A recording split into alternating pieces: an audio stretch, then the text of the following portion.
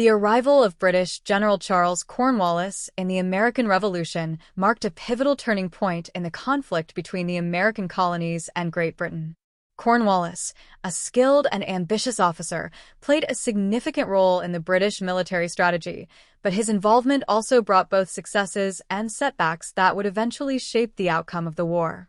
Cornwallis' early role in the American Revolution. Charles Cornwallis was appointed as a key British commander during the American Revolution. Arriving in America in 1776, he quickly became one of the leading figures in the British Army, especially after the initial setbacks suffered by the British forces. Cornwallis was thrust into major campaigns, including the Siege of Charleston in 1780, where his forces successfully captured the strategic southern port city from the Continental Army. His early successes helped solidify his reputation as a competent and determined leader. Cornwallis also played a significant role in the British strategy of focusing on the southern colonies, where Loyalist support was believed to be strongest. By bringing reinforcements and leveraging British naval power, Cornwallis sought to weaken the American Revolution by targeting key strongholds in the South. The Southern Campaign. In 1780 and 1781, Cornwallis led a series of campaigns across the southern colonies, including the Battle of Camden and the Battle of Guilford Courthouse. These battles were part of a broader strategy to crush American resistance in the South. Cornwallis' army was able to secure some victories, but the cost of these engagements was steep.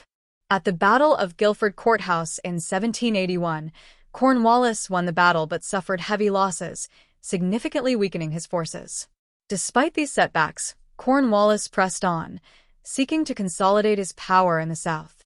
His goal was to pacify the southern colonies and bring them under British control, but the American forces, led by commanders like Nathanael Greene, were resilient and increasingly effective in harassing the British.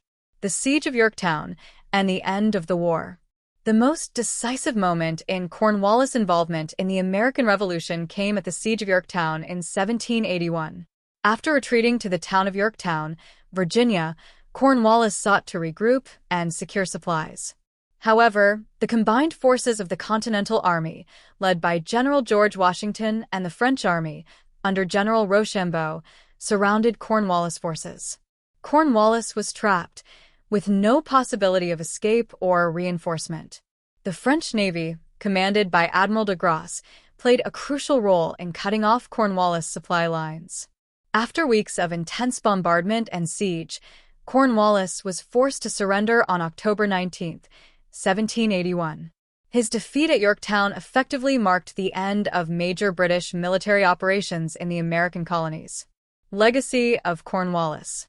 Cornwallis' surrender at Yorktown was a key moment in the American Revolution, leading to peace negotiations and the eventual recognition of American independence.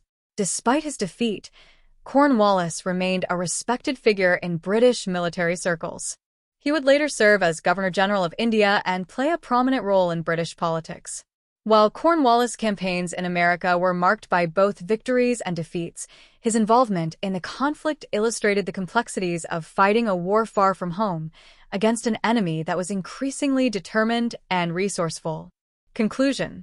Cornwallis' entry into the fray of the American Revolution brought with it significant military campaigns that shaped the outcome of the war.